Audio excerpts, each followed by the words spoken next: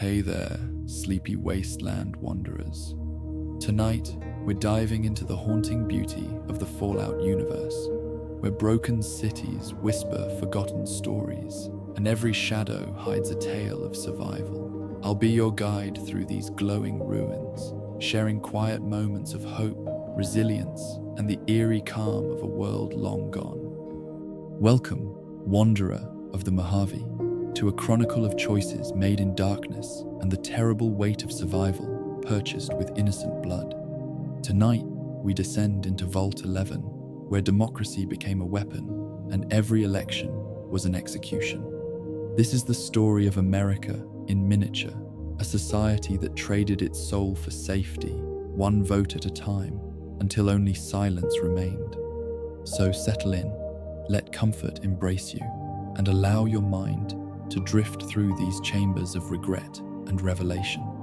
There's no need to remember every detail. Just let the story flow over you like desert sand through fingers, inevitable and eternal. Close your eyes when you're ready and let us begin.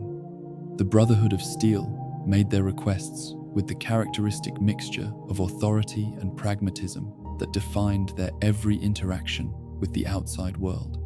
They needed a differential pressure controller, they said, speaking through their helmet speakers with voices made tinny and distant by the technological barrier between human and machine. Their air filtration system at Hidden Valley had developed faults that threatened the viability of their underground bunker, and somewhere in the pre-war facilities, scattered across the Mojave wasteland, lay the component that would restore their sanctuary to full functionality. Vault 11, they explained with the certainty of people who had studied pre-war records and architectural specifications, should contain the exact part they required. The vault lay nestled in the mountains southwest of Trading Post 188, accessible enough for a courier willing to brave whatever creatures or hazards might have claimed the facility in the 2 centuries since the bombs fell. The Brotherhood would provide coordinates and identification specifications for the component in question. The courier would provide the labor, the risk, and the initiative required to retrieve it. It was a transaction as old as the wasteland itself, those with knowledge and resources but limited mobility, trading with those who possessed freedom of movement and fewer concerns about personal safety. The Brotherhood could not spare the personnel for what amounted to a scavenging mission, not when their numbers remained so desperately thin and their strategic position so precarious. Better to employ an outsider, someone whose death would not deplete their already strained ranks, someone whose success would benefit them without requiring direct commitment of their precious soldiers. The journey to Vault 11 passed through familiar Mojave terrain, the kind of landscape that had become so well known to anyone who spent time in this corner of the wasteland, that its features began to blur together into a general impression of brown earth and scattered vegetation and distant mountains shimmering in heat that made the horizon dance like liquid. The Trading Post 188 served as a useful landmark, that strange intersection where travelers and merchants gathered to exchange goods and information, where the great statue of the ball and cups stood as a monument to pre-war roadside attractions that had outlasted the civilization that built them. Southwest from this point of reference, into the mountains where the terrain became more vertical and the paths less certain, where the scatter of rocks and hardy desert plants gave way to steeper climbs and narrower passages. The vault's location had been chosen, like all vault locations, for a specific combination of accessibility and concealment close enough to population centers to serve the residents who would shelter there, remote enough to avoid immediate detection by those who might view such facilities as targets during the chaos of nuclear war. The shack appeared first, a structure so mundane and unremarkable that it might have belonged to any of 1,000 temporary dwellings scattered across the wasteland. Corrugated metal walls weathered by 2 centuries of exposure to sun and wind and occasional rain, a door that hung slightly crooked on hinges that had begun to fail long before anyone currently alive had drawn their first breath, the kind of structure that screamed abandonment and irrelevance, the kind of place that most travelers would pass without a second glance. assuming it contained nothing more valuable than empty tin cans and the scattered debris of a world that had ended before their grandparents were born. But this shack was different, served a purpose beyond the temporary shelter it appeared to offer. This was a deception, a mask placed over something far more significant, a screen between the casual observer and the entrance to Vault 11. The door that mattered lay beyond the shack's exterior, through its dim interior and down into the earth where massive vault-tech construction had burrowed deep into the living rock of the mountain. The vault door itself stood open when the courier arrived, that massive circular portal of reinforced steel that had been designed to seal vault residents away from the radioactive hellscape of post-nuclear America. The door's position was immediately troubling, immediately wrong, in ways that anyone familiar with vault architecture would recognize.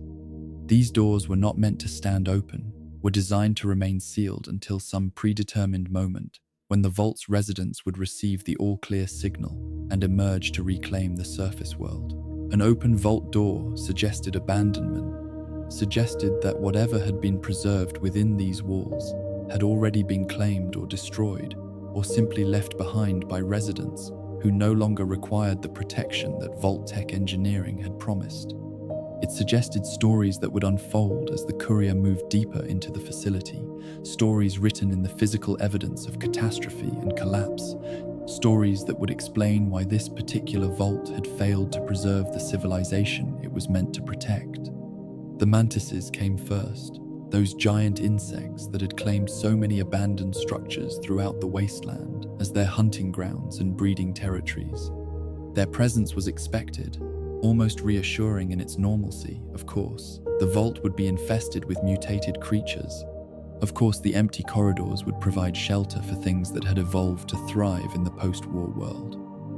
The courier dispatched them with the practiced efficiency of someone who had killed countless such creatures, their deaths barely registering as notable events in a journey that had included far stranger and more dangerous encounters. But it was the skeletons that transformed the vault entrance from merely abandoned to actively tragic, that shifted the emotional tenor of the exploration, from routine scavenging to archaeological investigation of something that had gone terribly, fundamentally wrong. 4 skeletons lay together near the entrance, their bones arranged in a configuration that spoke of deliberate positioning rather than random death. They had died here together, these 4 people, had fallen in close proximity to one another in a pattern that suggested purpose and intention. The skeletons huddled together as if seeking comfort in their final moments, as if the presence of other human bodies might provide some consolation for whatever fate had brought them to this point. Their bones had long since been picked clean by scavengers and stripped of any soft tissue by the patient work of decay, leaving only the bleached calcium framework that had once supported living, breathing, thinking people who had made choices and formed relationships and died together in the entrance to their vault home. Next to one skeleton lay a 10mm pistol, that common sidearm of pre-war America that had survived the apocalypse in such quantities that it remained among the most frequently encountered weapons in the wasteland. The gun's placement next to the body was significant, suggested that at least one of these 4 people had been armed when death came, had possessed the means to defend themselves or attack others, or perhaps to end their own life with the mechanical efficiency that firearms provided. The terminal stood against a nearby wall, its screen still glowing with the faint phosphorescence that indicated continued power supply and functional electronics. The Brotherhood would be pleased to know that the Vault's reactor remained operational after all these years, that the massive nuclear pile buried deep beneath the facility continued to generate electricity for systems that no longer served any living purpose. The terminal's presence suggested records, suggested documentation of whatever had transpired here, suggested that the story of Vault 11's demise might be preserved in digital format for anyone willing to take the time to read and understand. The Vault entrance security recording waited in the terminal's memory banks, stored there by some automated system, or perhaps by deliberate human action, preserved against the day when someone might arrive to witness and judge what had happened in this place. The holotape ejected smoothly when the courier accessed the appropriate file, that small square of magnetic recording medium that had become the standard format for audio and video documentation in the years before the war. Loading it into a Pip-Boy was the work of a moment, and then voices filled the vault entrance. Voices of the dead speaking from 2 centuries past. "Are we really gonna do this?" The first voice carried uncertainty and fear, the kind of trembling quality that suggested someone on the edge of an irreversible decision. Someone questioning whether they truly wanted to proceed with whatever action they had gathered here to perform. The question hung in the air like smoke, demanding an answer that would determine fates and seal destinies. "It's open, we could just leave." A second voice, pragmatic, and offering an alternative to whatever terrible choice the first speaker questioned. The vault door stood open behind them as they spoke these words. That massive portal to freedom and escape beckoning them toward survival, toward continuation of their lives, beyond whatever burden they carried with them from their time in Vault 11. Not after that. The first voice again, rejecting escape with a finality that suggested moral conviction stronger than the survival instinct that urged them toward that open door. Whatever had happened, this mysterious that, which remained undefined in their cryptic exchange, had made leaving impossible in their own estimation, had created a debt or shame or responsibility that could not be discharged by simply walking away. "We don't deserve to leave." The third voice, speaking now, confirming the first speaker's assessment, agreeing that whatever these 5 people had done or witnessed or participated in had forfeited their right to survival and freedom. The moral judgment was their own, self-imposed rather than externally mandated, the product of conscience rather than law. A shining example, that's what it calls us. Voice 4, entering the conversation, referring to some entity or system that had praised or classified or judged them, the pronoun it, suggesting something mechanical or institutional rather than human. But the irony in the speaker's tone made clear that they rejected this assessment, that whatever had called them exemplary had misunderstood or deliberately obscured the true nature of their actions. But we did what we were supposed to. The first voice again, perhaps seeking to justify their actions, to find absolution in obedience and compliance with expectations or orders or systems that had governed their behavior. They had followed the rules, this defense suggested, had done what was required of them, and therefore should bear less guilt than those who had violated the standards of their society. Not by a long shot. Voice 5, speaking for the first time, cutting through the attempted justification with devastating accuracy, rejecting the notion that obedience to authority or system could excuse whatever atrocity they had committed. They had not done what they were supposed to do, not in any moral sense, not in any way that reflected actual human values, rather than the twisted imperatives of whatever mechanism had governed their lives. Anybody would have done what we did. The second voice returning to the argument, making the case for universal human weakness, suggesting that their actions reflected not personal failing, but species-wide tendencies towards self-preservation and moral compromise when faced with impossible choices. If anyone would have done the same thing, then perhaps they bore less individual responsibility, less personal guilt.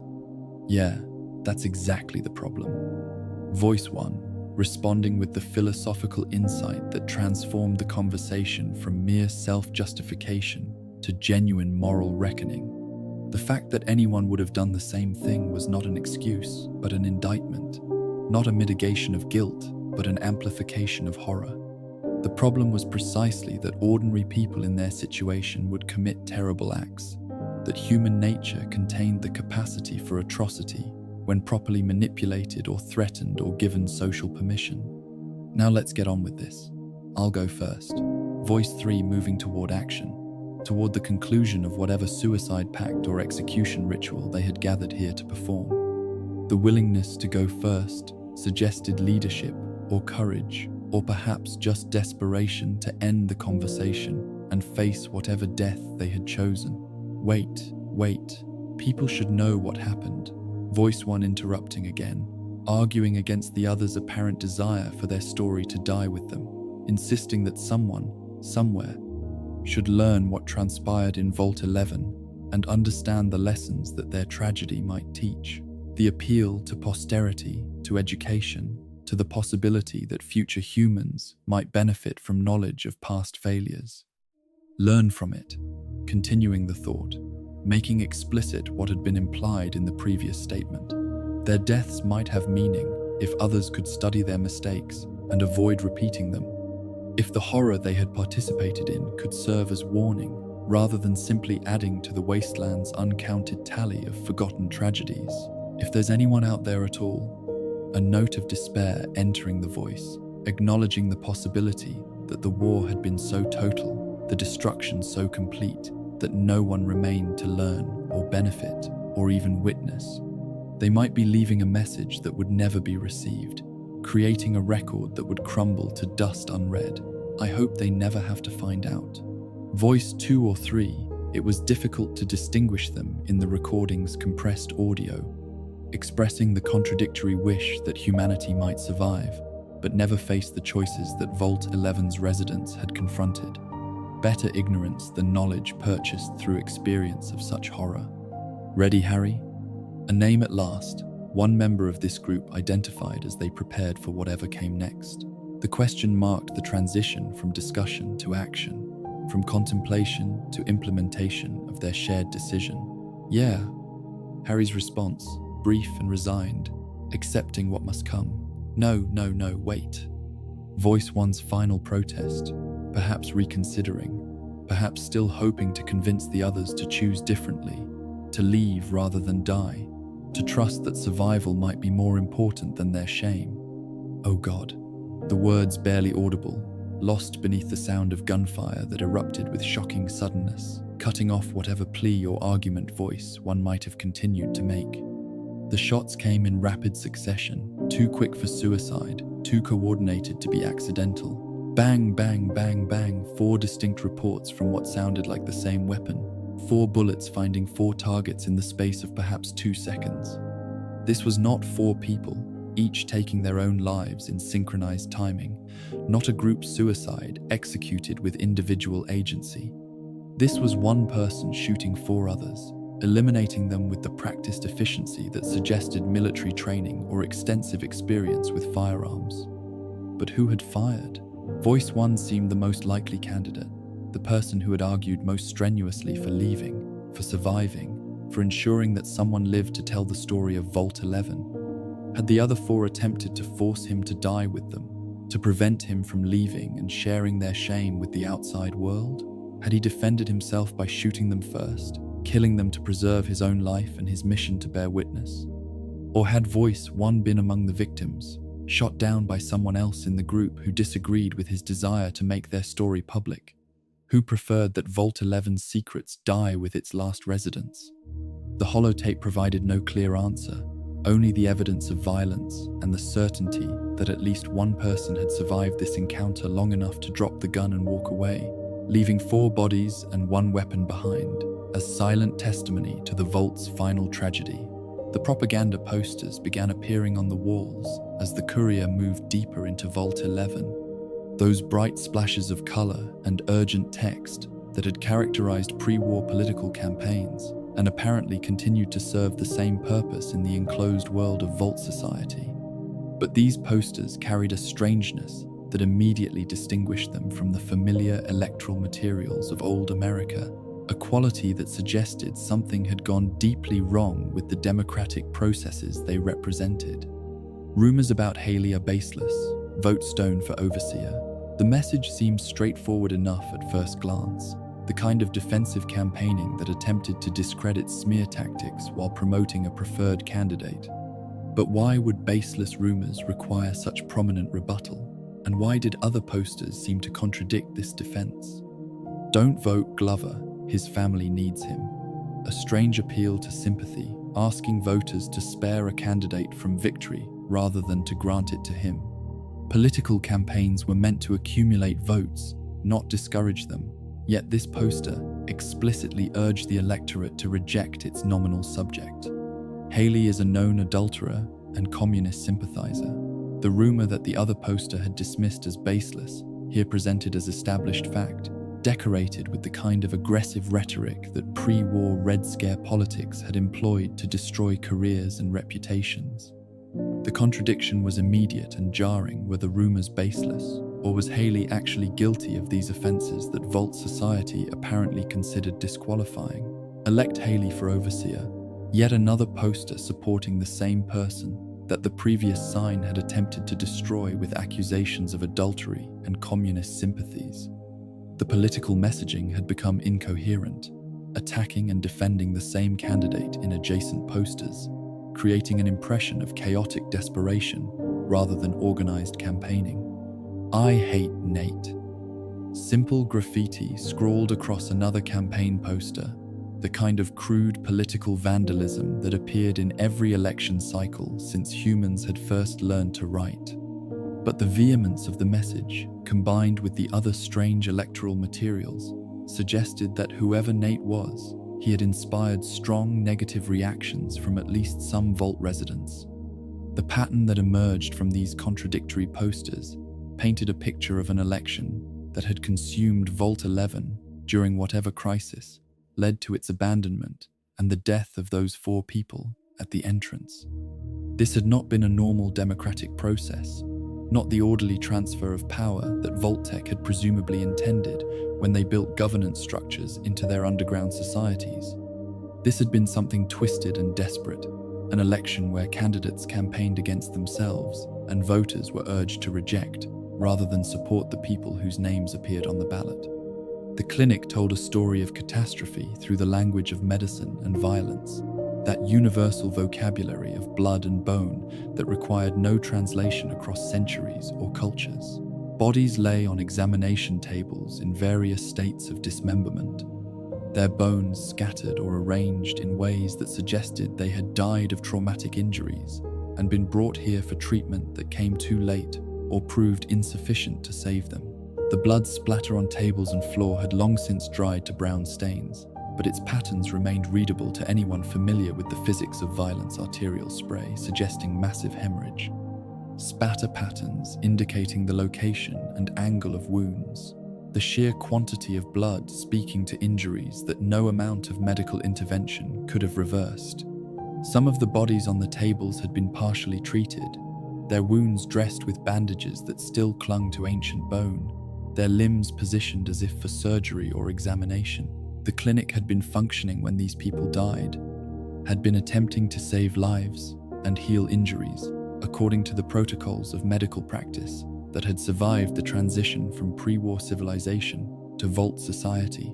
Someone with medical training had worked here, had tried to help these wounded residents, had perhaps succeeded with some while losing others to injuries too severe for the limited resources available in even the best-equipped Vault medical facility.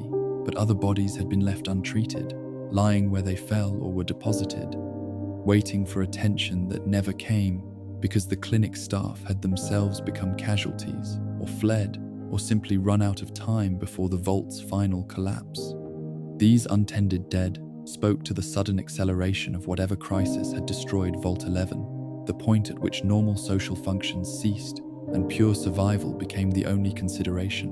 The wounded had been brought to the clinic while society still functioned, while people still believed that doctors could help and that injuries could be healed and that tomorrow would arrive with the promise of recovery and continued life. But those assumptions had proven false, had been swept away by whatever catastrophe transformed Vault 11 from functioning community to charnel house. The wounded died on their examination tables. The clinic staff abandoned their posts, and the normal processes of death and disposal, the burial or cremation, or other respectful handling of remains, never occurred. The dead were left where they lay, testament to a social order that had collapsed too quickly to maintain even the most basic rituals of human civilization.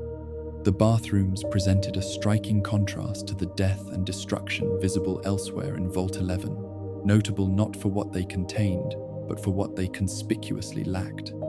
The men's room stood empty and unremarkable, its stalls and urinals and sinks showing the normal wear of 2 centuries of abandonment, but containing no bodies. No evidence that anyone had died here in the vulnerable position that bathroom use required. The same story repeated in the women's restroom stalls, empty, no corpses slumped on toilets or collapsed on tile floors.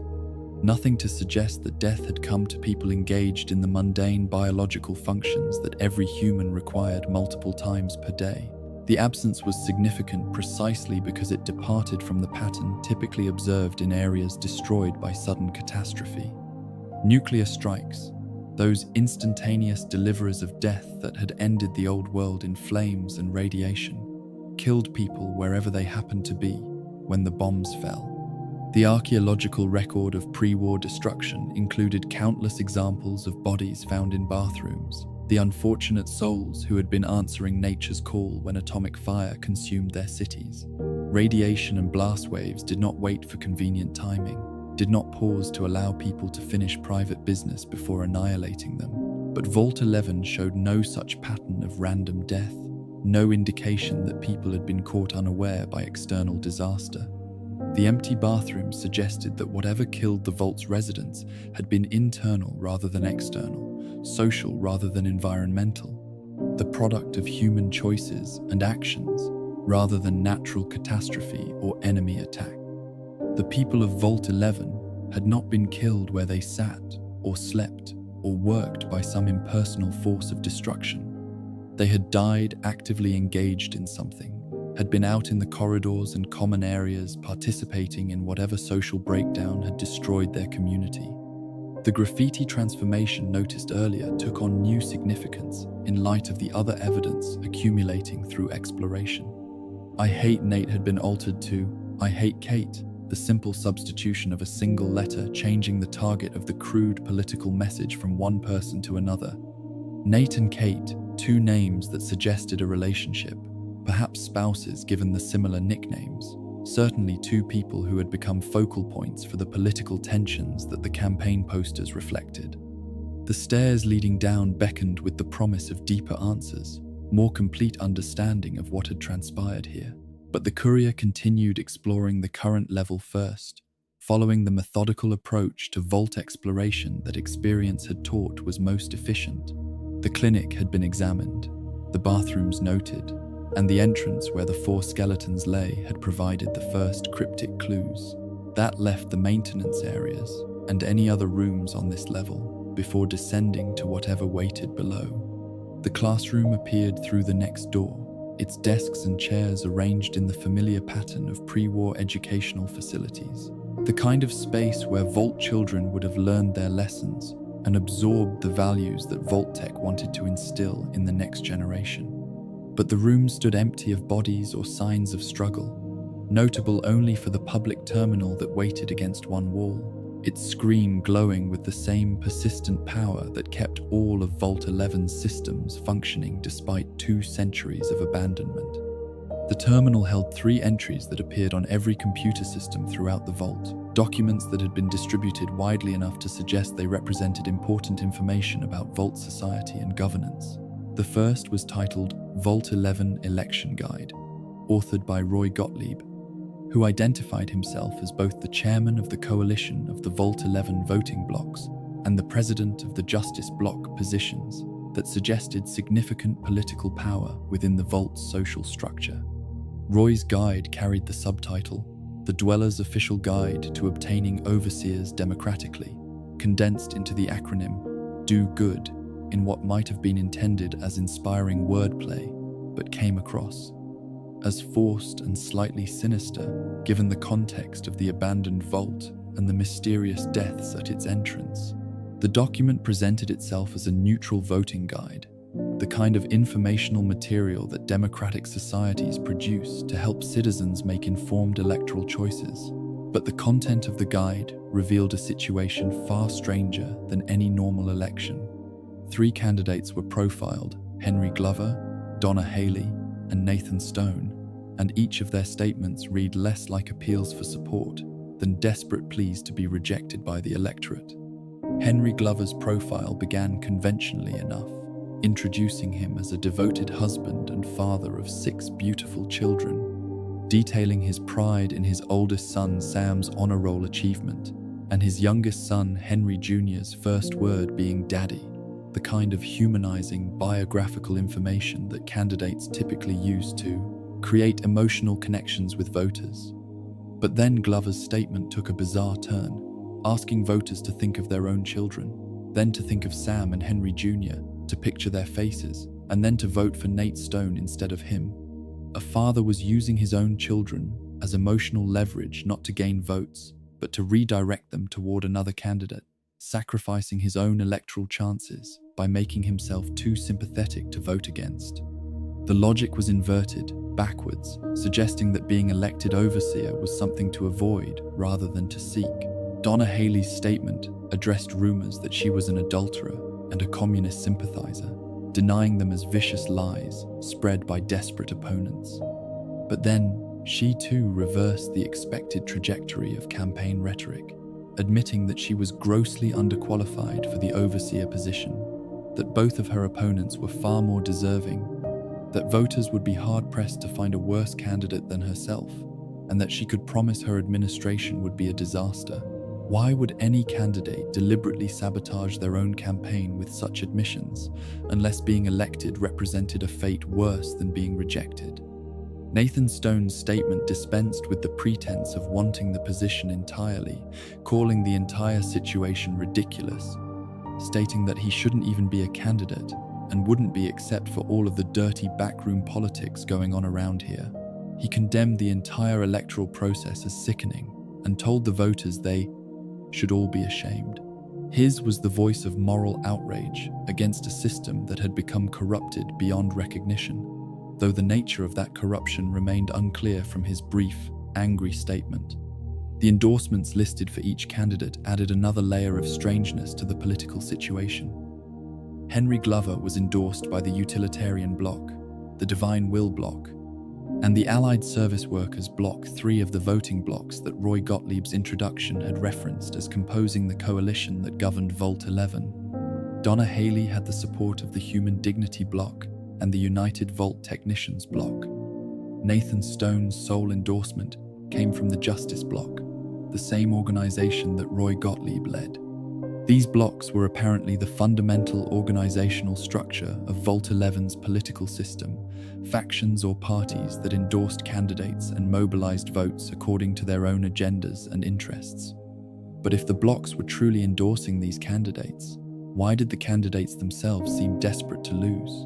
What kind of political system produced elections where everyone campaigned against themselves and victory was treated as catastrophe to be avoided at all costs? The second document waiting in the terminal's memory carried the ominous title, Notice of Postponement, authored by Terry Hart, who identified himself as the president of the Human Dignity Bloc, one of the political factions that had endorsed Donna Haley in the election guide. Hart's message announced that the overseer election had been postponed due to tragic events of the past few days, a vague reference that suggested something catastrophic had occurred, but provided no specific details about the nature of the tragedy or the number of people affected. The notice explained that a spate of murders had taken place within the vault, a phrase that carried chilling implications for a sealed underground society where the population was limited and everyone knew everyone else. Murder in a vault was not like murder in the open wasteland, where violence could be attributed to raiders or creatures, or any of the countless dangers that made post-war survival so precarious. This was neighbor killing neighbor, vault resident killing vault resident, the social fabric tearing itself apart from within. Before the election could proceed, Hart's notice continued. The security team needed to conduct an investigation to find and apprehend the perpetrator. This was standard procedure, the kind of law enforcement response that any civilized society would implement when confronted with violent crime. But then, the notice concluded with a statement so bizarre that it transformed the entire document from administrative communication to sinister revelation. If we find the killer, the notice stated, we may have found a promising new candidate for overseer. The logic was incomprehensible at first encounter, violated every assumption about how democratic elections should function and what qualities voters should seek in their leaders. Why would a murderer make a promising candidate for overseer? In what kind of society would killing one's fellow residents qualify someone for the highest position of authority and responsibility? Unless, and here the terrible possibility began to take shape, unless being overseer was itself a form of punishment rather than an honor, a burden rather than a privilege. Something so undesirable that only the worst of the worst would be considered appropriate candidates. The third document completed the picture that the first two had begun to sketch, though it raised as many questions as it answered.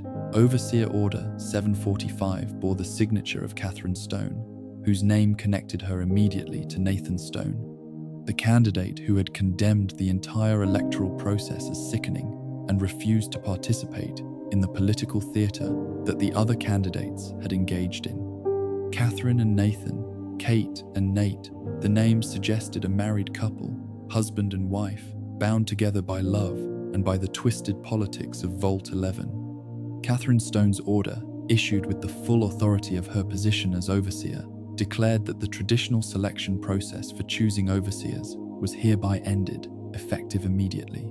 In lieu of the voting system that had previously determined succession, she established a new procedure whereby a citizen would be chosen 1 month prior to the start of his or her term through the Vault's mainframe and its random number generator. This computerized selection would ensure, Catherine's order stated, complete impartiality and fairness in the overseer selection process. The implications cascaded like falling dominoes, each revelation triggering the next in an accelerating sequence of understanding. Catherine Stone had become overseer through the traditional election process, the same system that had produced the desperate, backwards campaigns documented in Roy Gottlieb's voting guide. The notice of postponement had suggested that the murderer would make an ideal overseer candidate, implying that being guilty of killing other Vault residents was somehow advantageous in the electoral calculations that governed Vault 11. Catherine Stone had issued her order abolishing the voting system only after becoming overseer herself, using her authority to fundamentally transform how her successors would be chosen. The logical chain constructed itself with inexorable clarity. Catherine Stone must have been the murderer that Terry Hart's notice referenced. Her crimes had made her the perfect candidate in whatever twisted value system governed Vault 11's elections. The voters had chosen her precisely because she had killed other residents, had elevated her to the overseer position as a reward or punishment, or some combination of both, that made sense only within the context of Vault 11's unique social pathology. And once she held power, her first major act had been to destroy the system that had elevated her, to prevent future elections from following the same corrupt patterns that Nathan Stone had condemned in his campaign statement. But the central question remained unanswered, hanging in the air like the persistent radiation that still contaminated so much of the wasteland. Why? Why would anyone want to avoid being elected overseer? Why would murder make someone an ideal candidate? Why would Catherine Stone, after winning election through the traditional process, immediately abolish that process in favor of random computer selection? What happened to overseers in Vault 11 that made the position so undesirable that candidates would campaign against themselves and murderers would be considered preferable to innocent citizens? The male dormitory section of the Vault contained dozens of individual rooms, each one a small private space where Vault residents had lived their daily lives in the years before the catastrophe that emptied these halls of human presence. The rooms varied in their contents and decoration, reflecting the individual personalities and interests of the people who had occupied them, but all shared the same basic layout and dimensions, dictated by Vault-Tech's standardized design specifications. Beds and dressers and lockers, the fundamental furniture of residential life, provided storage and sleeping arrangements for people who spent their entire lives within these metal walls.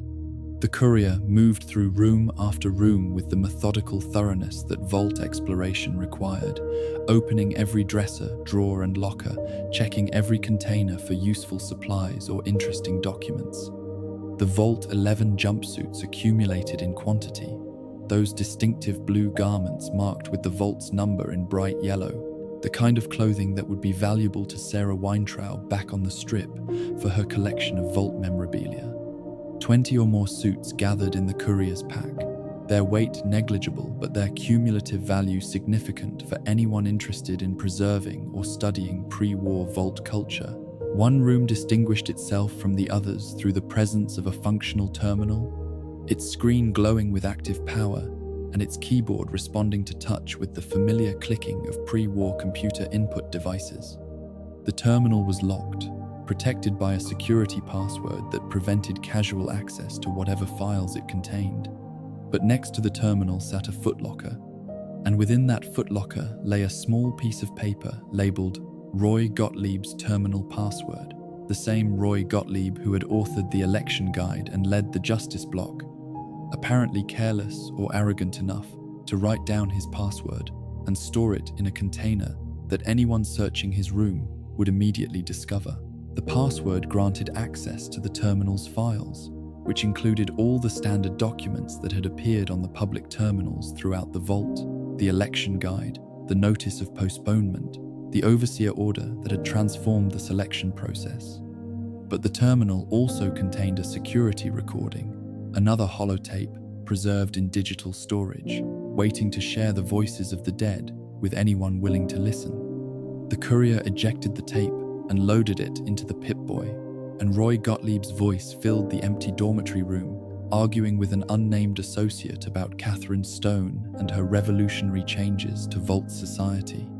"She can't do this," the unnamed voice protested, carrying frustration and anger in tones that suggested this conversation had been ongoing for some time, that the speaker had exhausted rational arguments and was moving toward emotional appeals or threats.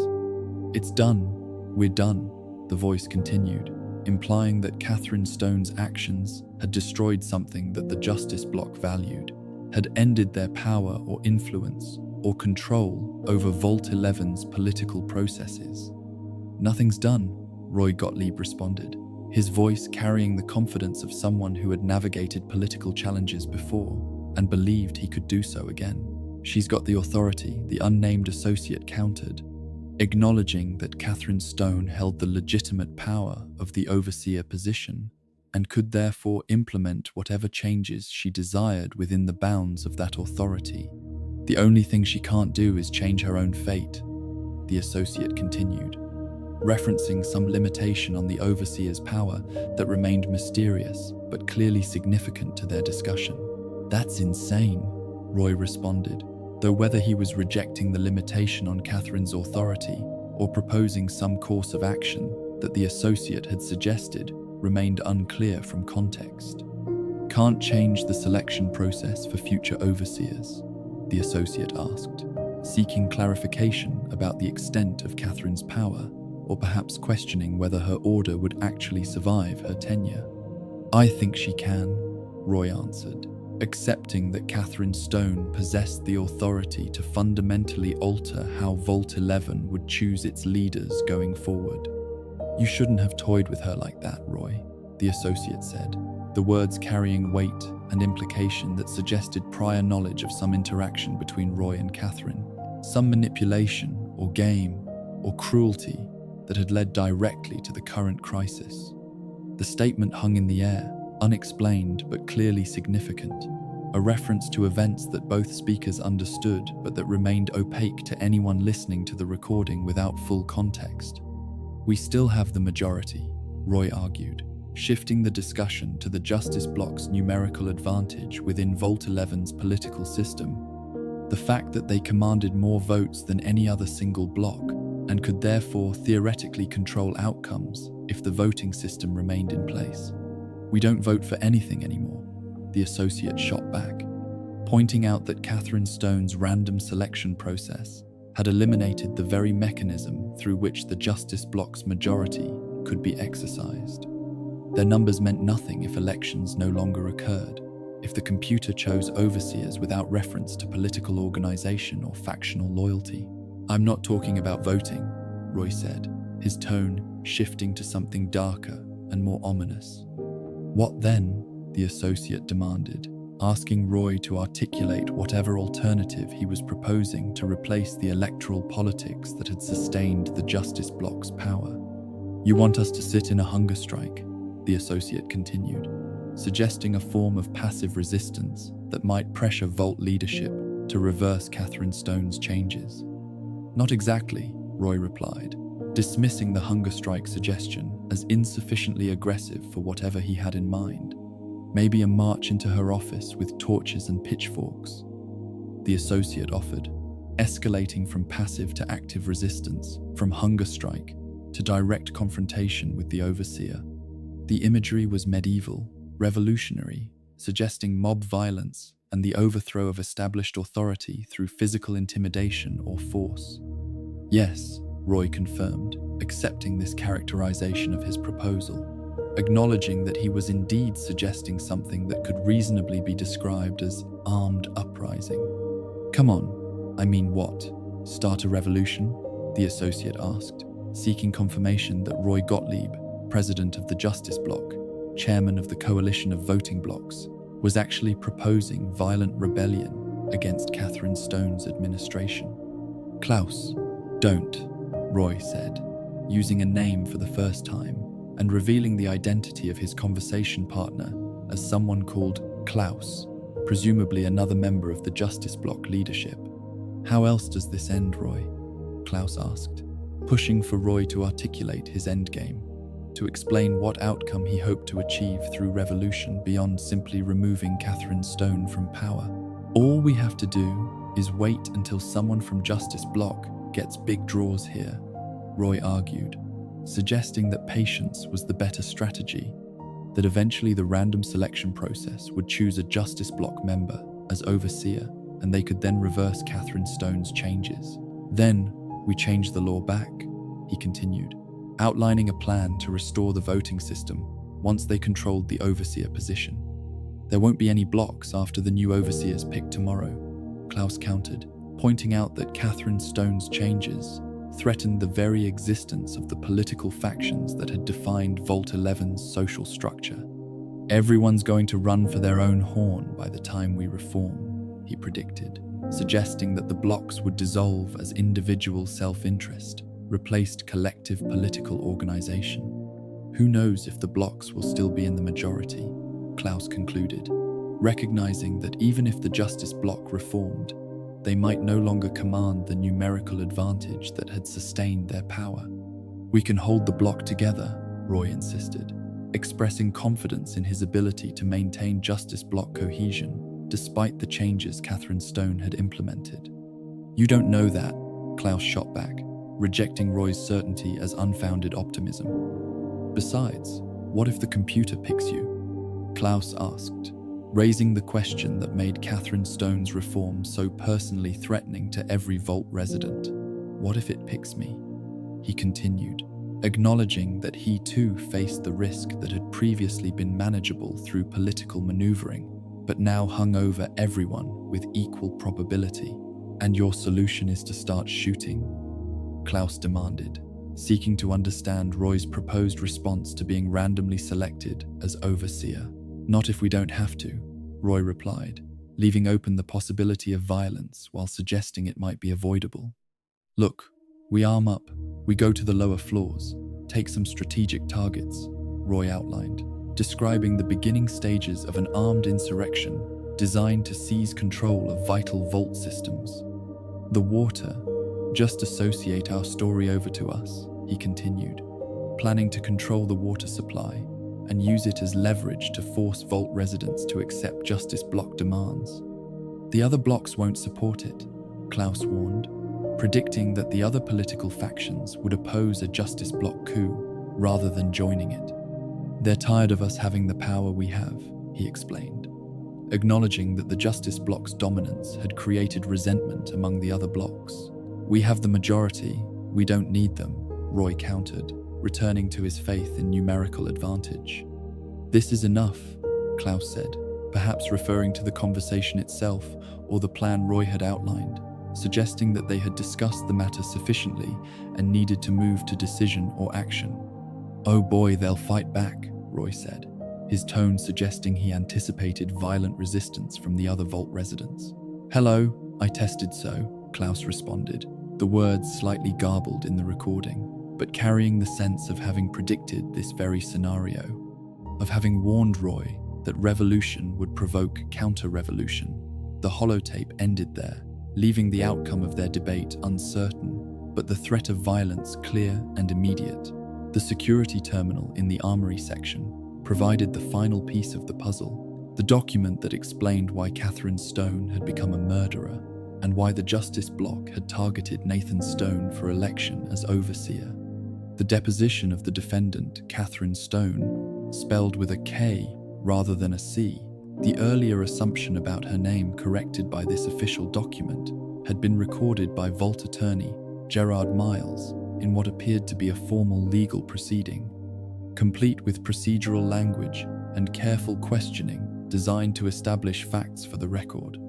The attorney began by apologizing for calling her Kate rather than Catherine, a small moment of professional courtesy that Catherine corrected by explaining that only my husband calls me Kate.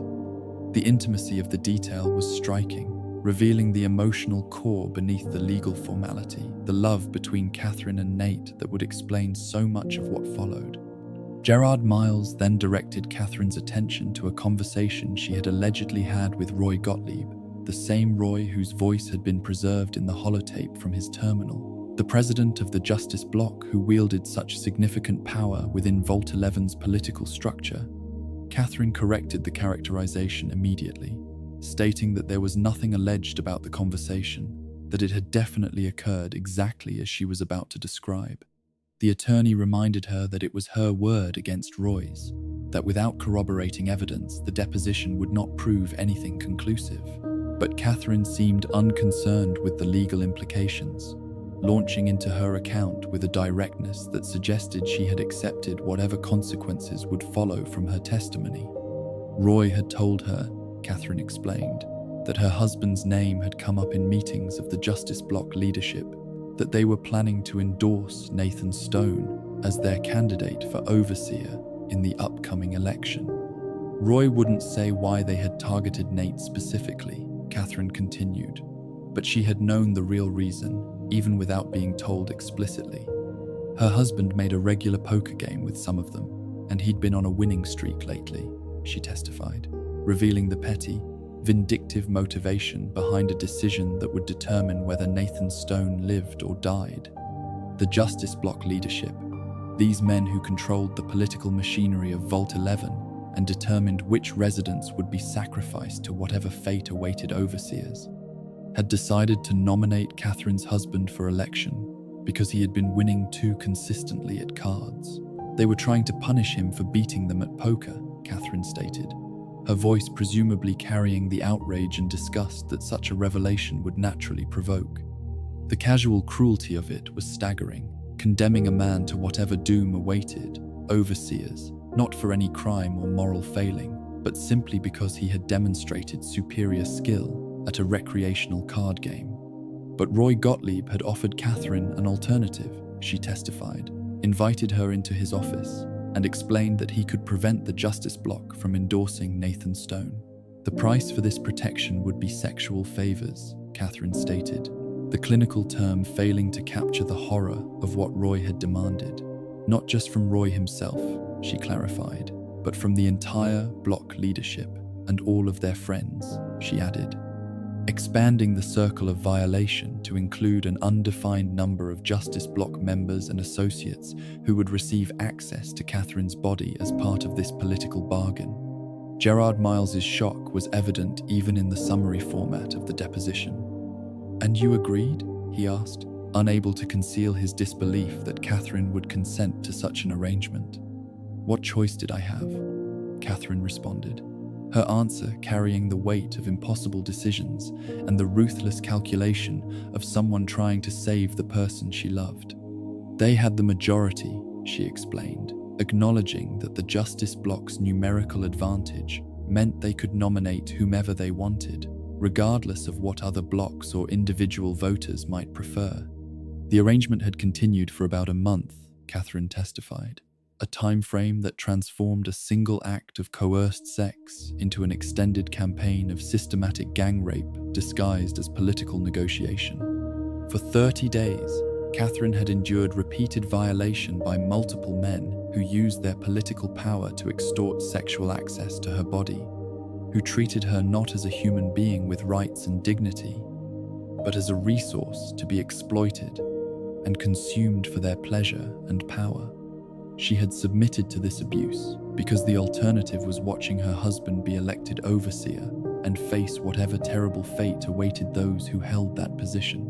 And then, after all of that, when the Vault voting guideline book came out, she discovered that they had nominated her husband anyway. The Justice Bloc had taken everything they wanted from Catherine, had raped her repeatedly, had degraded and humiliated her, had violated every principle of human decency and respect, and then had betrayed their agreement and nominated Nathan Stone regardless. The cruelty was complete, the manipulation total. They had never intended to keep their word. The sexual coercion had been an end in itself, an exercise of power over Catherine Stone that had nothing to do with actually protecting Nathan from nomination. It was then that Catherine decided to start killing off members of the Justice Bloc. She testified with a matter-of-fact tone that suggested she viewed murder as a logical response to the situation, rather than a moral transgression. "I thought their majority is pretty slim," she explained, outlining her tactical reasoning. "If I thin things out a little, especially the leadership, someone else might get elected." She had killed strategically, targeting the most powerful members of the Justice Bloc in an attempt to break their control over the election and ensure that her husband would not be chosen as overseer. The attorney's next question revealed his assumption that Catherine had tried to avoid detection, that her murders had been covert operations designed to eliminate Justice Bloc members without being caught. "Assuming you weren't caught," Gerard Miles began, but Catherine interrupted him immediately. No, she said, correcting his misunderstanding of her intentions. "I expected to be caught. That was my best chance," she explained, revealing that her entire strategy had depended on being identified as the murderer and facing the consequences that status would bring. "Now they'll all elect me," Catherine stated, demonstrating her profound understanding of how Vault 11's twisted electoral system functioned. The attorney's confusion was evident in his response, questioning whether voters would really risk putting a confessed murderer in charge of the Vault.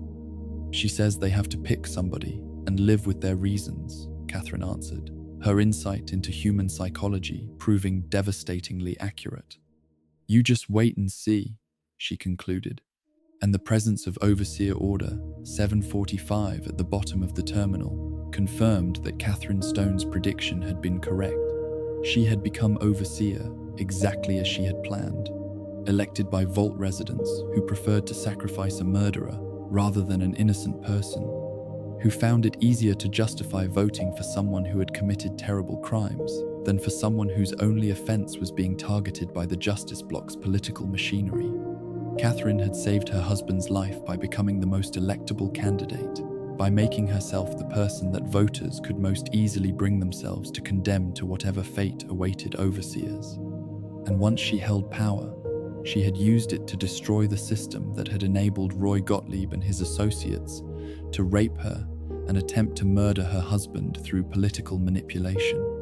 The reactor level told the story of Vault 11's final violence through the language of fortification and battle. That universal vocabulary of sandbags and ammunition and corpses arranged in patterns that revealed the tactical considerations and strategic failures of the combatants. The Justice Bloc had come down here after Catherine Stone's reforms had seized control of the Vault's power generation and life support systems in an attempt to hold the entire population hostage to their demands. They had constructed defensive positions behind sandbag barricades, had stockpiled ammunition from the Vault's armories, had prepared to defend the reactor against any attempt by other Vault residents to retake it. The bodies told the story of how that defense had failed, how the Justice Block's confidence in their military superiority had proven as misplaced as their confidence in their political control. Dozens of corpses lay slumped over the barricades or sprawled on the floor where they had fallen during the assault, their bones still wearing the tatters of Vault 11 jumpsuits that had rotted away over 2 centuries of exposure to the reactor level's humid atmosphere. These were the Justice Block members who had followed Roy Gottlieb into rebellion, who had believed that armed force could reverse Catherine Stone's reforms and restore the electoral system that had protected them from being chosen as overseer. But the other Vault residents had not submitted to this intimidation, had not agreed to restore the voting system and grant the Justice Block immunity from the random selection process. Instead, they had fought back, had armed themselves from whatever weapons remained in the security offices and storage rooms, had organized an assault on the reactor level that overwhelmed the Justice Block's defenses through sheer determination and numerical advantage. The evidence of that assault lay scattered throughout the reactor: bullet holes in walls, scorch marks from explosions, blood stains that had long since faded to brown smears, but remained visible in patterns that indicated where people had died and how their bodies had fallen. The battle had been brutal and desperate, the kind of close-quarters combat that occurred when people fought in confined spaces with limited room for maneuver or tactical sophistication. The reactor level's narrow corridors and low ceilings had prevented any kind of organized military operation, had reduced the conflict to savage exchanges of gunfire at ranges where both sides could hardly miss. The casualties had been enormous on both sides, the price of defeating the Justice Block's rebellion measured in dozens of Vault residents who died storming the barricades or defending them. Roy Gottlieb himself lay among the dead, his skeleton identifiable by the terminal password found in his room and the position of his corpse behind the main defensive barricade, where a leader might be expected to direct his forces during a siege. He had died here defending the reactor, killed by Vault residents who rejected his attempt to reimpose the political system that had enabled decades of corruption and abuse. His unnamed associate, Klaus, presumably lay nearby, though individual identification was impossible after 2 centuries of decay had reduced all the combatants to anonymous bones. The reactor level extended into flooded sections, where the battle had continued even after water began pouring in from damaged pipes or deliberate sabotage. Bodies floated in the irradiated water or lay submerged beneath its murky surface, the skeletons of Vault residents who had fought and died in conditions that would have been nearly impossible to survive, even for the victors. The flooding suggested that the reactor's integrity had been compromised during the fighting, that damage to critical systems had begun the slow process of Vault failure that would ultimately doom everyone who remained. The underwater sections required specialized equipment to explore safely, the rebreather and radiation-resistant armor that protected against both drowning and the accumulated contamination that centuries of reactor operation had deposited in the water. More barricades waited beneath the surface. More bodies testified to the intensity of the fighting. More evidence accumulated to support the conclusion that Vault 11 had destroyed itself through internal violence that left no faction victorious and no residents capable of maintaining the complex systems that sustained underground life. The weapons and ammunition scattered throughout the reactor level demonstrated that Vault 11 had been extraordinarily well armed for a civilian facility, that Vault Tech had provided military-grade firearms and explosives in quantities that far exceeded what would normally be needed for security against external threats. The assault rifles and grenades and massive stockpiles of ammunition made sense only if Vault Tech had anticipated internal conflict, had deliberately armed the Vault residents with weapons they would use against each other rather than against outside attackers. This was part of the experiment, part of the design, ensuring that when social breakdown came, it would be thorough and violent and absolute. The cafeteria and atrium levels showed evidence of the rebellion's spread beyond the reactor, of fighting that had expanded to encompass the entire Vault as the conflict between Justice Block and the other residents escalated from siege to total war. More bodies lay on cafeteria tables where they had been brought for treatment before the medical staff was overwhelmed or killed, or simply abandoned their posts. More blood splatter decorated the walls and floors, marking locations where people had died in combat or execution, or simple murder, as the normal rules of civilization dissolved in the face of existential conflict. The graffiti that had transformed "I Hate Nate" into "I Hate Kate" appeared again in the atrium, the crude political vandalism taking on new layers of meaning now that Catherine Stone's story was known. The residents who had scrawled this message had blamed her for the chaos that destroyed their vault, had held her responsible for the rebellion and violence that followed her reforms. They had preferred the corrupt electoral system to the equality that Catherine Stone had imposed, had wanted to continue sacrificing selected individuals rather than face the possibility that they themselves might be chosen by random selection. Gus Olson's prepared speech waited in the atrium terminal, the Ombudsman's reflections on the annual overseer election, providing context and history that filled in gaps left by the other documents. Gus had written this speech to be delivered during an election ceremony, to be recorded for posterity and preserved as part of Vault 11's official history. But his tone was not celebratory or optimistic, carried none of the confidence that democratic processes typically inspired in their participants. Instead, Gus wrote with weary resignation and desperate hope that someone, somewhere, you might eventually understand what had happened in Vault 11 and why its residents had continued participating in such a terrible system. We want it to make sense, Gus wrote, acknowledging that he and his fellow Vault residents searched for meaning in their suffering, sought to understand why the Vault's mainframe would kill us if we do not offer one of our own as a yearly sacrifice. The revelation came casually, embedded in a sentence that assumed the reader already understood this fundamental fact about Vault 11's existence. The mainframe demanded a sacrifice, required that Vault residents select one person each year to die, threatened total annihilation if they refused. This was why no one wanted to be overseer, why candidates campaigned against themselves, why murder made someone an ideal candidate.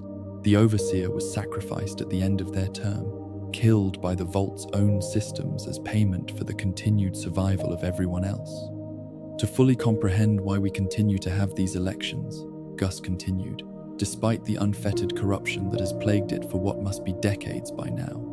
He was trying to understand not just the sacrifice itself, but why Vault residents had chosen to implement it through such a corrupt electoral system, why they had allowed voting blocks and bribery and drug trafficking and God knows what else to infect the process of selecting who would die. The answer, Gus suspected, lay in the Vault's history, in the decisions made by the earliest residents when they first confronted the mainframe's demand. Gus had gone through the archives and found the account of the first official Vault overseer, the only person to enter Vault 11 with knowledge from Vault Tech of what was going to happen. This first overseer had been briefed on the experiment, had understood that the Vault would require yearly sacrifices, had known what fate awaited him and his fellow residents. But he had not understood, Gus surmised, how the residents would respond when they learned about the sacrifice requirement, had not foreseen that they would vote on the victim rather than using some other selection method. Surely he would have guessed, Gus wrote, that the Vault dwellers would choose the sacrifice democratically, in the way that we citizens are accustomed to washing our hands of terrible deeds. The phrase captured the essential psychology that made Vault 11's electoral system so perverse. Americans defaulted to voting as a way of distributing responsibility, of ensuring that no single person bore the moral weight of terrible decisions. If everyone voted to sacrifice someone, then no one was really a murderer. No individual could be blamed for a death that resulted from collective democratic choice. After sacrificing the overseer, Gus explained, the vacancy in the overseer position and the martyr would forever fuse the two positions into one. The Vault needed an overseer to manage daily operations and a sacrifice to satisfy the mainframe's yearly requirement. Combining these roles into a single election served both purposes efficiently, minimized the number of difficult decisions that residents had to make. They could elect an overseer, knowing that person would be sacrificed at year's end, could tell themselves that the position came with certain responsibilities and risks that the elected official had implicitly accepted by running for office. The first overseer had walked into the sacrificial chamber crying like a child, Gus wrote, having discovered that the password to enter the chamber was his wife's first name, Betty. The detail was devastating in its intimacy, revealing that Vault-Tec had designed even this small element of the experiment to maximize psychological trauma. The first overseer had to speak his beloved wife's name to enter the room where he would die, had to invoke the person he loved most as he walked to his execution. The cruelty was exquisite and deliberate, another layer in Vault-Tec's comprehensive study of how far humans would go when ordered to do unconscionable things by authority. Gus concluded his speech by acknowledging that he still did not understand why Vault-Tec had designed this experiment. What scientific or social purpose was served by forcing Vault residents to sacrifice their neighbors? Please look into the history like I looked into the history, he urged future readers. Remember that it wasn't so long ago that we were ruled by our civility and our dignity.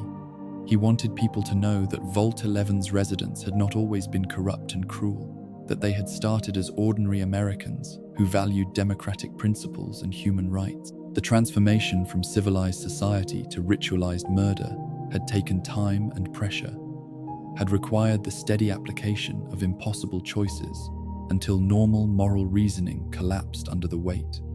Catherine Stone's sacrifice could now be understood in full context, her actions placed within the framework of Vault 11's terrible history and corrupt politics. She had been gang-raped by Roy Gottlieb and the Justice Bloc leadership because they wanted to punish her husband for winning at poker, because they could use their political power to extort sexual access without consequence, because the entire system was so thoroughly corrupted that such abuse had become normalized and expected. She had endured this violation for a month because the alternative was her husband's death, was Nathan being elected overseer and sacrificed to the mainframe at the end of his term. When the Justice Bloc betrayed their agreement and nominated Nathan anyway, Catherine had responded with calculated violence, killing members of the Bloc's leadership to reduce their numbers and break their stranglehold on the election. She had expected to be caught because being caught was essential to her plan, because a confessed murderer was exactly the kind of candidate that Vault residents would prefer to sacrifice. Better to elect someone who had committed terrible crimes than to condemn an innocent person to death. Better to vote for someone whose execution could be morally justified through their own actions, rather than through the simple bad luck of being nominated. And Catherine had been right, had understood her fellow Vault residents well enough to predict their choice with perfect accuracy. They had elected her overseer despite or because of her confession to multiple murders, had sent her to the sacrificial chamber rather than electing one of the other candidates who had campaigned desperately to avoid that fate. Catherine had saved Nathan's life at the cost of her own, had willingly walked to her death after using her brief term as overseer to destroy the electoral system that had enabled her rape and attempted to murder her husband. Overseer Order 745 represented Catherine Stone's final act of defiance against the system that had victimized her, her attempt to ensure that no one else would suffer as she had suffered.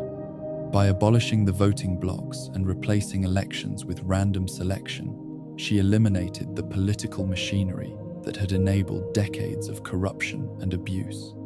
No more backroom deals, no more sexual coercion, no more targeting of innocent people because they won too consistently at cards or spoke too honestly about political corruption. Everyone would face equal risk.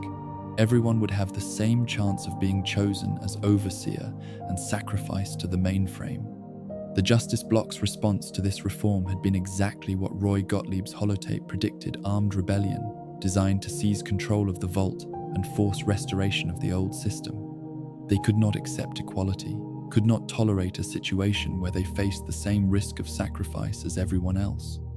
Their power had always depended on being able to manipulate the electoral system to ensure that Justice Block members were never chosen as overseer, that other people died to satisfy the mainframe while they remained safe. Catherine Stone's random selection process destroyed that safety, made everyone vulnerable, and the Justice Block responded with violence. But the other Vault residents had fought back with a ferocity that the Justice Block had not anticipated, had refused to be intimidated into restoring the corrupt electoral system. They had stormed the reactor level despite heavy casualties, had overwhelmed the Justice Block's defenses through sheer determination and willingness to accept losses.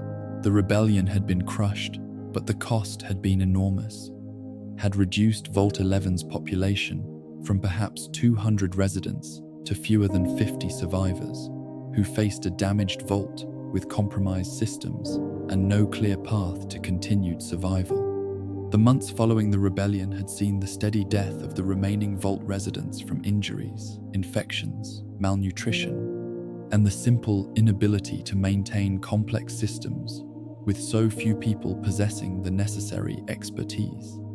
The wounded died because there were not enough medical personnel to treat them. The survivors starved because there were not enough farmers to tend the hydroponic gardens. The Vault itself began to fail because there were not enough technicians to repair the damage that combat had inflicted on its infrastructure. One by one, the remaining residents succumbed to the cumulative effects of their civil war, until only 5 people remained alive in Vault 11. Those final 5 survivors faced a choice that would determine whether Vault 11's story ended in complete extinction, or whether at least one person would survive to carry knowledge of what had happened into the outside world.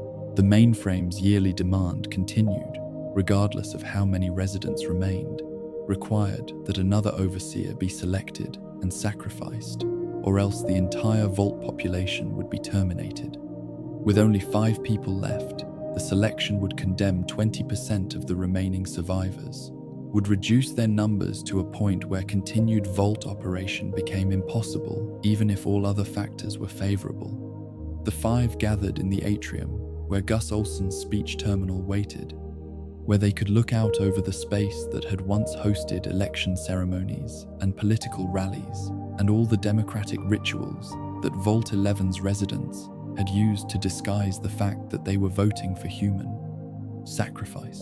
Their conversation must have ranged over all the arguments and justifications and rationalizations that had sustained Vault 11's sacrifice system for 18 years, must have confronted the question of whether one more death was acceptable, if it meant 4 people could survive, whether the logic of sacrificial murder retained any validity when the population had been reduced to single digits. The decision they reached was revolutionary in its simplicity, transformative in its implications. They would not choose anyone to be overseer, would not nominate anyone for sacrifice, would refuse to participate in the system that had destroyed their Vault and killed their families and friends. The mainframe could do whatever it was programmed to do in response to this refusal, could kill them all with nerve gas or reactor shutdown, or whatever mechanism Vault Tech had installed to enforce compliance, but they would not condemn another person to die.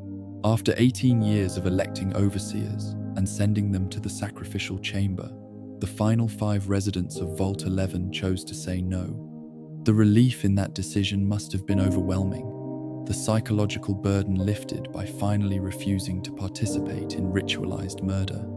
For 18 years, every adult in Vault 11 had voted to kill someone, had gone to the polls, and made their choice, knowing that the person they elected would die in the sacrificial chamber.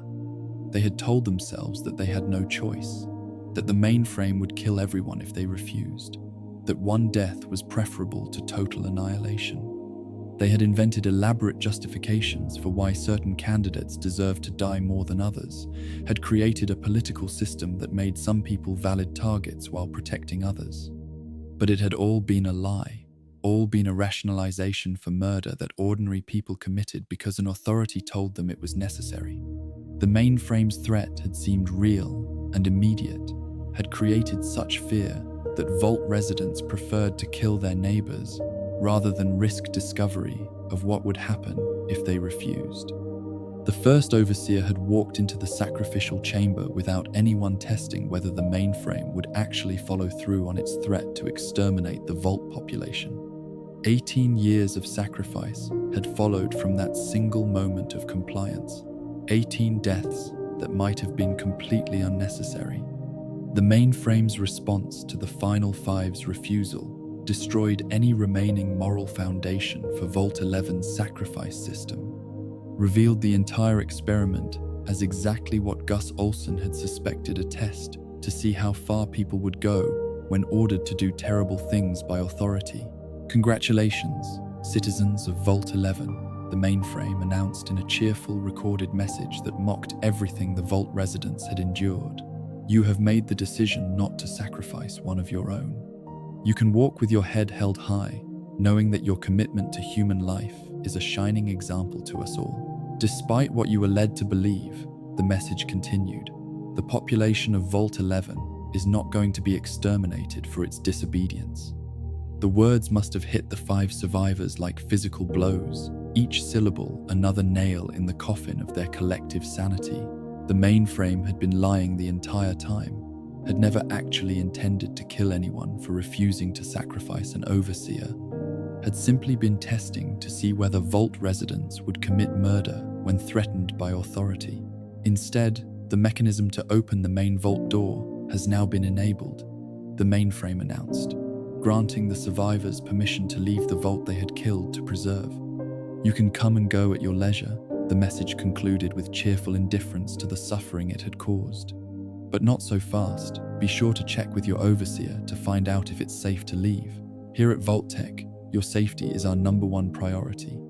The final mockery, the ultimate insult, reminding the survivors that they had just refused to elect an overseer and therefore had no one to consult about safety procedures.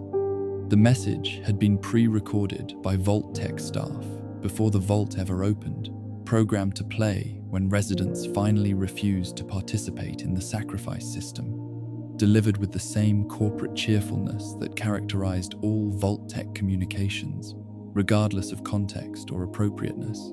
18 years of murder based on a lie.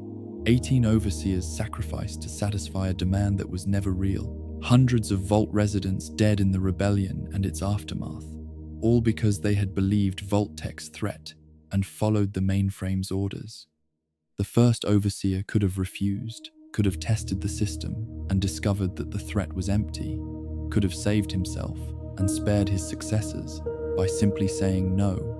Catherine Stone could have organized collective resistance instead of sacrificing herself, could have gathered Vault residents together and refused to hold elections, could have called Vault Tech's bluff before the Justice Bloc raped her and forced her into murder. But they hadn't known, couldn't have known, without testing the system and risking total annihilation if the mainframe's threat proved real. The uncertainty had been Vault Tech's most effective weapon, the fear that had sustained compliance for 18 years of sacrificial elections. Residents had weighed the certainty of one death against the possibility of total extinction and chosen the option that seemed less catastrophic, had told themselves that they were making the rational choice under circumstances that offered no good alternatives. The psychological impact of learning this truth, that every sacrifice had been unnecessary, every overseer election had been murder without justification, every year of corruption and political manipulation had served no purpose beyond satisfying. Vault Tech's curiosity about human behavior must have been absolutely devastating to the 5 survivors. They had all voted in elections, had all participated in the democratic selection of people who would be killed to save everyone else. They had believed themselves to be making tragic but necessary choices, had thought that their compliance was purchased at the terrible price of 1 life per year, but was still preferable to complete annihilation. Now they understood that they had been murderers all along, that every vote they cast had been a vote for murder that accomplished nothing except advancing Vault Tech's experiment in obedience to authority. The guilt would have been overwhelming, crushing, unbearable. How could they live knowing what they had done, what they had participated in, what they had voted for year after year? How could they walk out into the wasteland and integrate into other communities, carrying the knowledge that they had spent nearly 2 decades killing their neighbors because a computer told them it was necessary. The holotape recorded at the vault entrance captured the 5 survivors' final conversation, their struggle with the guilt and shame that made continued existence seem impossible. The decision to commit suicide rather than leave the vault was not about fear of the wasteland or attachment to their underground home, but about moral judgment of themselves and their actions. "We don't deserve to leave," one of them said, speaking a truth that the others accepted. After what they had done, after what they had participated in, they had forfeited the right to survival and freedom. But one among them disagreed, argued that people should know what happened in Vault 11 so they could learn from it and avoid repeating the same mistakes. This was the voice that the courier had labeled Voice 1, the person who believed that bearing witness was more important than self-punishment, that the story of Vault 11 needed to be told, even if telling it meant the teller had to live with unbearable shame. His companions rejected this argument, wanted to control the narrative by ensuring it died with them, wanted to prevent anyone from learning about their participation in ritualized murder. The gunshots that followed suggested that the disagreement had escalated from debate to violence. That Voice 1 had killed the other 4 to preserve his own life or to prevent them from silencing the truth that he believed needed to be shared. Or perhaps they had attacked him first, had tried to force him to die with them, and he had defended himself against their assault. The holotape left the specifics ambiguous, but the outcome was clear. 4 bodies lay together at the vault entrance, killed by the same gun, while one person had walked away, carrying both the weapon and the terrible knowledge of what had transpired in Vault 11. That lone survivor, Voice 1, the last living resident of Vault 11, had emerged from the vault door into a wasteland that was itself recovering from nuclear devastation. The year was 2097, 16 years after the Great War, long enough for some basic social structures to begin reforming, but still chaotic and dangerous enough that survival remained precarious for isolated individuals.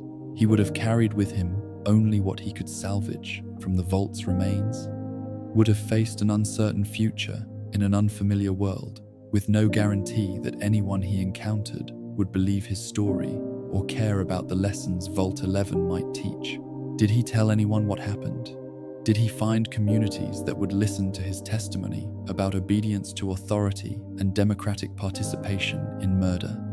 Did he spend his remaining years trying to warn people about the dangers of following orders without questioning their moral legitimacy, about the ease with which ordinary humans could be manipulated into committing atrocities when given permission by systems and institutions?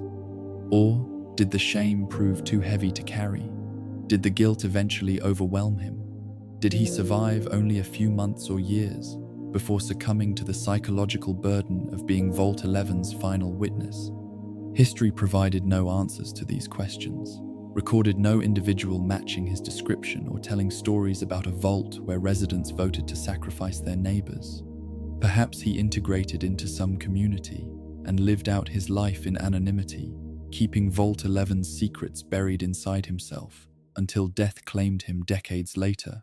Perhaps he tried to spread the word but was dismissed as a madman, his stories too horrible to be believed, his testimony rejected as the paranoid fantasies of someone traumatized by wasteland violence.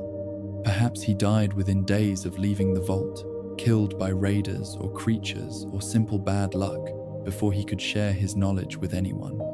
The Brotherhood of Steel's discovery of Vault 11 came nearly 2 centuries after these events, long enough for every participant to be dead and buried or scattered across the wasteland as unidentifiable bones. The vault stood as a monument to Vault-Tech's experiment and to human weakness in the face of authority, preserved through time like an archaeological site that future generations could study to understand the depths of moral failure that pre-war society had achieved. The skeletons at the entrance were all that remained of the 5 who had finally refused to participate, their bones telling a story that the holotapes and terminal entries could only partially illuminate. The courier's journey through Vault 11's corridors and chambers had reconstructed this history piece by piece, holotape by holotape, terminal entry by terminal entry, each new document adding another layer of understanding until the complete picture emerged in all its horror. The sacrificial chamber waited as the final destination, the room where 18 overseers had met their deaths, believing that their sacrifice was necessary to save their fellow Vault residents. The password Betty granted access through the terminal in the overseer's office caused the desk to rise up on hidden hydraulics and reveal the entrance to the chamber beneath. The trail of blood and human organs leading to the chamber's door suggested that not all overseers had walked to their deaths peacefully, that some had resisted or been dragged or fought against the security personnel who presumably enforced compliance with the sacrifice requirement. The organic remains had long since decomposed beyond recognition, leaving only stains and scattered fragments that indicated violence and suffering but provided no details about specific individuals or their final moments. The chamber itself was designed as a theater of death, a carefully constructed stage where Vault techs recorded messages could manipulate overseer candidates into peaceful acceptance of their execution. Bright construction lights flooded the space with artificial illumination meant to seem welcoming and safe, creating an atmosphere of clinical cleanliness that disguised the room's true purpose. The voice that commanded visitors to sit in the chair used language carefully calibrated to maximize compliance, drawing directly from Stanley Milgram's obedience experiments and the techniques he had identified as most effective for inducing people to follow orders against their better judgment. "Please proceed to the light," the voice said, using gentle commands disguised as requests, making compliance seem voluntary rather than coerced. "The light is calming and puts your mind at ease," it continued, suggesting that approaching death would be peaceful and pleasant, that the overseer need not fear what came next. "Go to the light," the voice urged, repeating the instruction to reinforce the message and increase the likelihood of obedience. The command to sit in the chair escalated from gentle suggestion to absolute demand as the recording progressed through its scripted sequence. "Welcome, please sit in the chair," the voice began, maintaining a tone of polite hospitality. "The show is about to begin," it continued, framing the execution as entertainment or ceremony rather than murder. "It is absolutely essential that you sit in the chair," the voice insisted when confronted with resistance, shifting from request to requirement. "You have no other choice. You must sit in the chair," it concluded, employing the exact language that Milgram had used in his experiments to compel continued participation in actions that subjects knew were wrong. The recording that played once someone sat in the chair represented Vault tech's final cruelty, a carefully crafted message designed to make overseer candidates complicit in their own execution. "Greetings, martyr, and welcome," it began, using religious language to elevate murder to the status of sacred sacrifice. "If you're here now, it means you've been offered up as a sacrifice so that your vault can continue to thrive," the message continued, employing passive voice to obscure responsibility and agency, avoiding any acknowledgement that the overseer had been deliberately murdered by their fellow Vault residents through democratic process. "Currently, you may be feeling sad or angry," the recording acknowledged with false sympathy, recognizing the emotional states that anyone facing execution would naturally experience. "Perhaps you never got to have grandkids or to enjoy the pleasures of a fresh cigar," it suggested, naming specific losses in an attempt to create the illusion of personalized understanding. "But march with your chin held high, soldier," the message commanded, demanding that the overseer face death with dignity and acceptance rather than resistance or protest. "Remember that each of us has an important role to play," the recording continued, invoking the rhetoric of purpose and meaning to justify murder. "Some people's role might be to heal the sick. For others, it might mean they will drive a race car or fly a rocket ship," it listed, offering examples of legitimate roles that people might fulfill through productive work and voluntary choice. and some of us are meant to forfeit our lives for the good of the people, it concluded, equating involuntary execution with voluntary career choices, suggesting that being murdered was just another valid life path. Sure, it might not be as fun as driving a race car, the recording admitted with grotesque understatement, acknowledging that death might be slightly less enjoyable than other roles, while maintaining the pretense that both were equally valid options. But it's every bit as important, it insisted, elevating murder to the status of heroism, transforming victims into martyrs through semantic manipulation. Let's take a moment to reflect on the moments that made your life worth living, the recording suggested, prompting overseer candidates to remember happiness and love before dying. Think about that time you kissed your steady girl for the first time under the bleachers at the big game, the recording offered as an example, using specific imagery calculated to evoke nostalgia for an idealized pre-war American adolescence that most Vault residents had never experienced. Or when you snuck out after curfew to catch that new flick that your parents wouldn't let you see because it was too scary, it continued, adding another false memory to the collection. Boy, were they right, it added, attempting to inject humor into the overseer's final moments. And who could forget when you met the love of your life? What a looker, the recording gushed, invoking romance and partnership as sources of meaning that should somehow compensate for having one's life violently ended. These are just examples, it clarified, acknowledging that the specific memories might not match the overseer's actual experience, but encouraging them to substitute their own positive recollections. Do you feel that feeling stirring in your chest as you think of these things? The recording asked, attempting to manipulate the overseer's emotional state through guided visualization. Good, it confirmed, assuming compliance with its suggestions. What you are feeling is peace, it stated, gaslighting the condemned by telling them that their actual emotions, probably terror, anger, grief, despair, were actually peaceful acceptance. You've led a great life, living it has been its own reward, it assured them, offering empty platitudes in place of genuine comfort. But it is only the beginning, the recording promised, pivoting to religious themes about afterlife and continuation beyond death. Close your eyes now and imagine what joys await you in the next life, it commanded, urging the overseer to retreat into fantasy as preparation for execution. The afterlife, can you see them? It asked, assuming that imagination would provide sufficient consolation for murder. Good, it confirmed again, maintaining the pretense that everything was proceeding according to plan.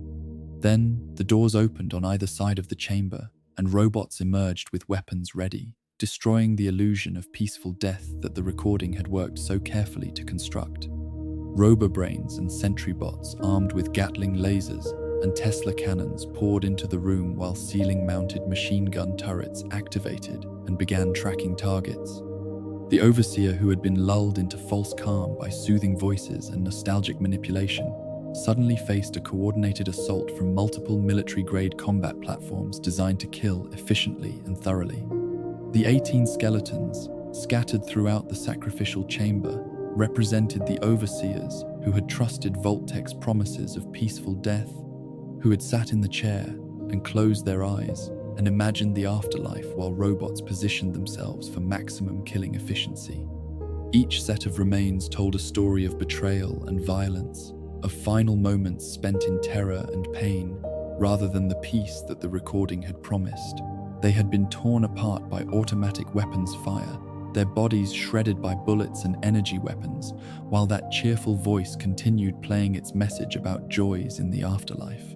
The cruelty of the deception was staggering in its thoroughness and psychological sophistication. Vault-Tech had not simply killed the overseers, but had manipulated them into peaceful acceptance of execution before violently murdering them in ways that contradicted every promise the recording had made. The victims had died knowing they had been lied to, had spent their final conscious moments understanding that the authority they trusted had betrayed them completely. This too was part of the experiment, part of Vault-Tech's study of how far humans would go when ordered by authority. Would they continue trusting, even when trust led directly to their deaths? The Vault mainframe's congratulatory message took on additional layers of mockery when understood in context with the sacrificial chamber's design. You can walk with your head held high, knowing that your commitment to human life is a shining example to us all. The mainframe had told the 5 survivors who refused to nominate another overseer, praising them for finally demonstrating the moral courage that should have been shown from the beginning. But that message had been programmed by the same Vault-Tec staff who designed the sacrificial chamber's elaborate deceptions, who created a system that manipulated people into peaceful acceptance before brutally executing them. The Brotherhood of Steel would receive their differential pressure controller, would repair their air filtration system, and continue their mission of preserving technology and enforcing their vision of order on the wasteland. But the courier who retrieved that component carried away something far more valuable and far more troubling: complete knowledge of what had happened in Vault 11, documentation of Vault-Tec's experiment in obedience to authority, evidence of how easily ordinary people could be manipulated into committing murder when given democratic processes to hide behind and authority figures to justify their actions. The story of Vault 11 demonstrated truths about human nature that most people preferred not to confront, revealed capacities for evil that existed not in obviously villainous individuals, but in normal citizens who believed themselves to be good people, making difficult choices under impossible circumstances. The Vault residents had voted to kill their neighbors not because they were sadistic or cruel, but because they believed they had no choice, because authority told them it was necessary, because everyone else was doing it, so individual responsibility seemed diluted to the point of non-existence. The parallels to Stanley Milgram's obedience experiments were not coincidental but deliberate, woven into Vault 11's design by Vault-Tec researchers who had studied Milgram's work and sought to expand his findings from laboratory conditions to lived reality across years and generations. Milgram had conducted his research at Yale University in 1961, designing an experiment that would become one of the most famous and disturbing studies in the history of psychology, one that revealed uncomfortable truths about human obedience to authority that most people preferred to dismiss as anomalous or exaggerated. The setup of Milgram's experiment was elegantly simple in its design and devastating in its implications. Subjects were told they were participating in a study about learning and memory, that they would play the role of teacher, while another person, actually an actor working with the researchers, would play the role of learner. The teacher's job was to administer electric shocks to the learner whenever they answered a question incorrectly, with the voltage increasing after each wrong answer. The shock device was clearly labeled with voltage levels ranging from 15 volts, marked slight shock, all the way up to 450 volts, marked ominously with XXX, to indicate danger beyond what language could safely describe. The learner, strapped into what appeared to be an electric chair in an adjacent room, would begin making mistakes deliberately as the experiment progressed, and with each mistake, the teacher was instructed to increase the voltage. As the shocks grew stronger, the learner would begin protesting, complaining of heart pain, begging to be released, eventually falling silent in ways that suggested unconsciousness or death. None of this was real. The learner was never actually shocked. The protests and screams were pre-recorded, but the teachers believed it was real, believed they were causing genuine suffering to another human being. The remarkable finding, the result that made Milgram's experiment a landmark in understanding human behavior, was how many subjects continued administering shocks despite their obvious distress at causing pain. When the teacher hesitated or expressed concern, the researcher would provide a series of scripted prompts designed to encourage continuation. "Please continue," the researcher would say, using the same calm, authoritative tone throughout. "The experiment requires that you continue," he would add, if the subject continued to hesitate. "It is absolutely essential that you continue," he would insist if further encouragement was needed. "You have no other choice. You must go on," he would conclude. the final prompt that Vault-Tec would later appropriate word for word for use in Vault 11's sacrificial chamber.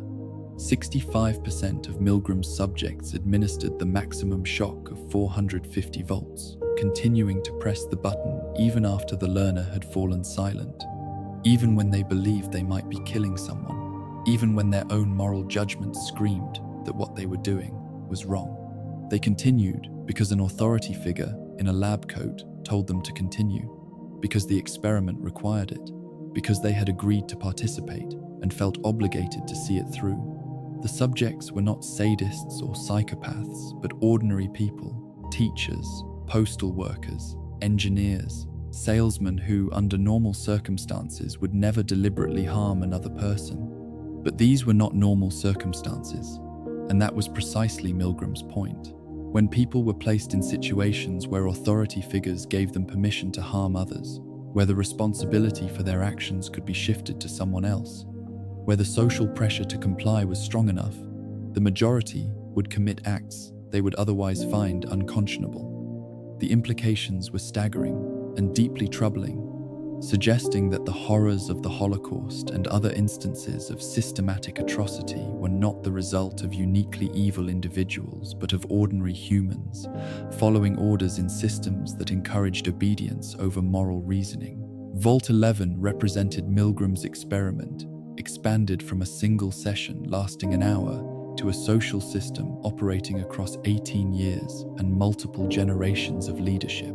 The Vault residents were Milgram's subjects writ large, people who continued administering shocks in this case, voting for human sacrifice because an authority figure, the Vault mainframe, told them it was necessary. The experiment requires that you continue became the mainframe's threat of total annihilation if sacrifices ceased. It is absolutely essential became the voting system that made participation seem mandatory rather than voluntary.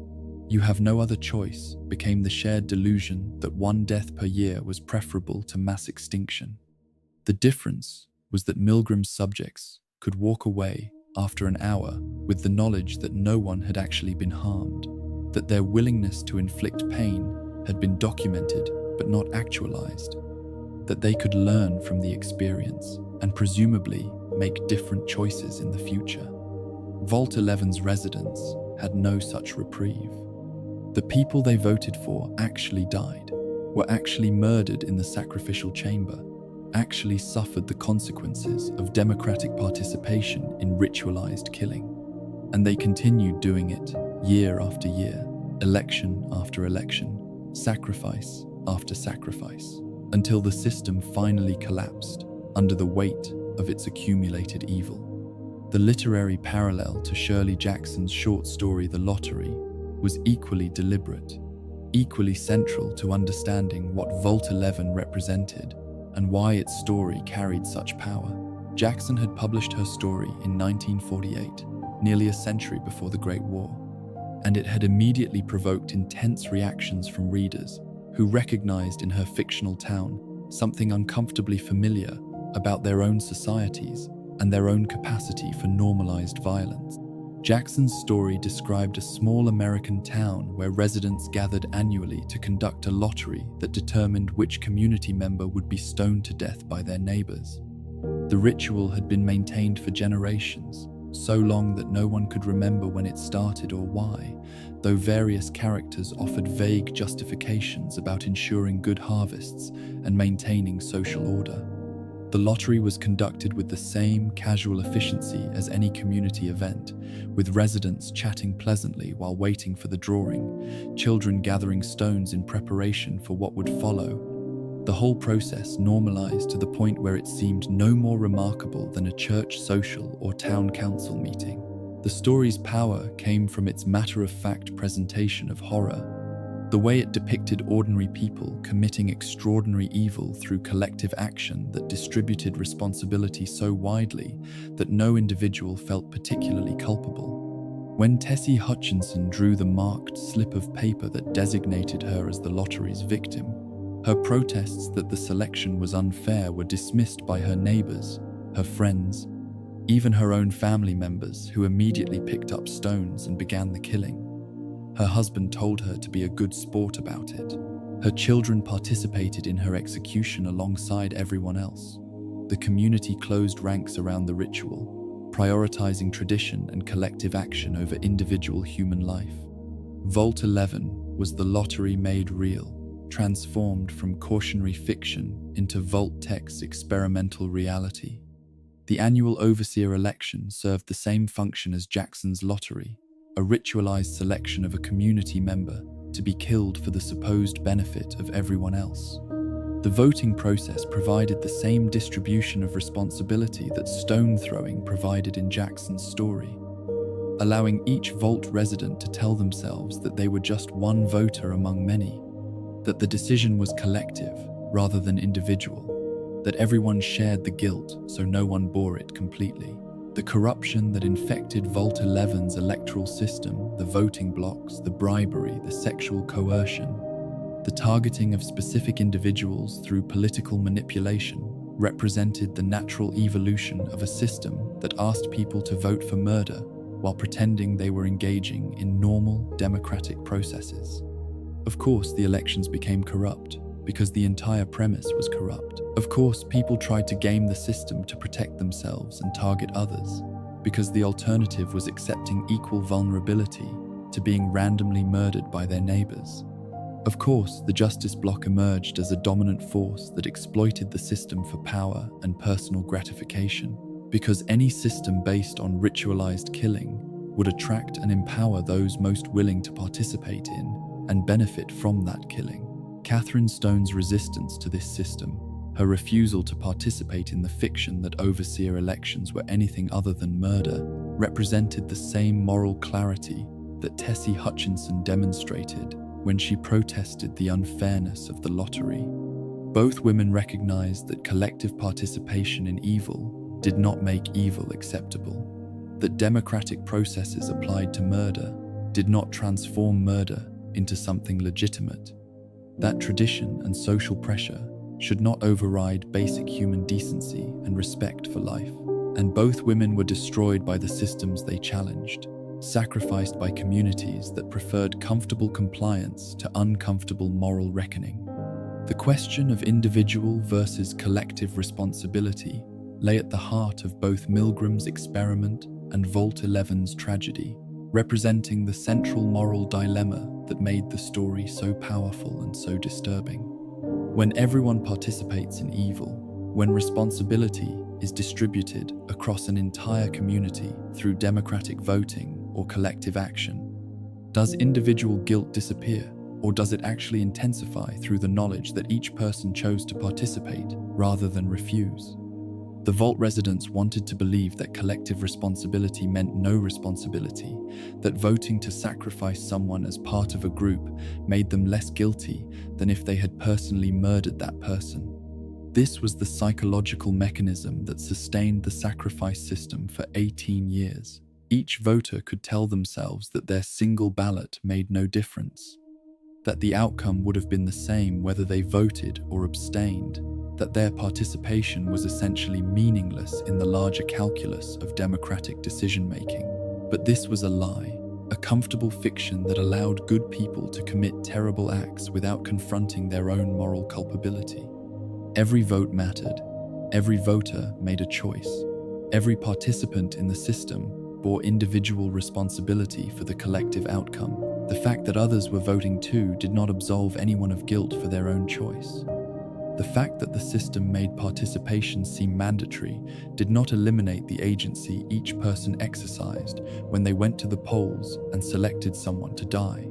Tommy Lee Jones's line from the film Men in Black captured this dynamic perfectly, articulated in a single sentence what volumes of philosophy and psychology had struggled to explain.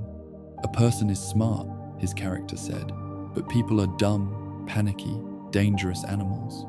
The insight was that individual human beings, acting alone and bearing full responsibility for their choices, generally make reasonable moral decisions and resist pressures to commit obvious evil.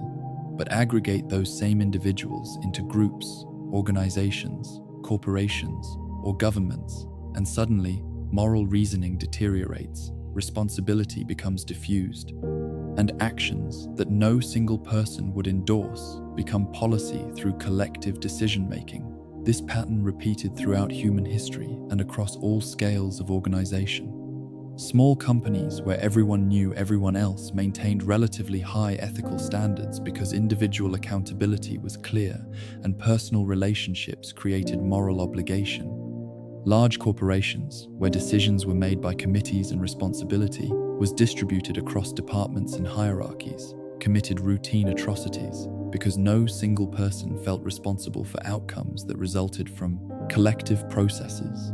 Democratic governments, where citizens voted for policies rather than implementing them directly, could pursue wars and injustices that most individual citizens would oppose if forced to participate personally. Vault 11's tragedy was that it revealed this truth with perfect clarity, stripped away all the comfortable rationalizations, and showed exactly how collective decision-making could transform ordinary people into murderers while allowing them to sleep at night. The residents had voted for human sacrifice, not through individual decisions to commit murder, but through participation in a system that distributed responsibility so widely that it seemed to disappear. They had told themselves they were just following orders, just participating in necessary democratic processes, just doing what everyone else was doing. But Catherine Stone had seen through these lies, had recognized that voting to kill someone was still killing them, regardless of how many other people also voted, that democratic participation in murder was still murder, that collective responsibility was simply individual responsibility, multiplied by the number of participants, rather than divided among them. Her decision to become a murderer herself, to take full individual responsibility for killing Justice Bloc members, rather than hiding behind voting processes, represented a kind of terrible honesty. If someone had to die, better to acknowledge the act as murder and bear the guilt personally than to pretend that voting made it something else. The question Vault 11 posed to anyone who explored its ruins and learned its history was not academic, but intensely personal, not about understanding historical events, but about examining one's own choices and potential choices in similar circumstances.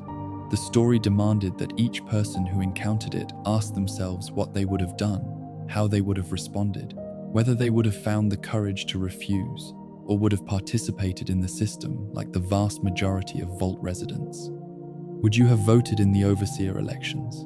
Would you have participated in the democratic selection of human sacrifices, telling yourself that your single vote made no difference, that someone had to be chosen, so it might as well be the person you considered most deserving of death? Would you have joined a voting bloc to protect yourself and your family, accepting the corruption and manipulation as the price of survival? Would you have been Roy Gottlieb, using political power to exploit and abuse others while protecting yourself from the consequences of the system you helped maintain?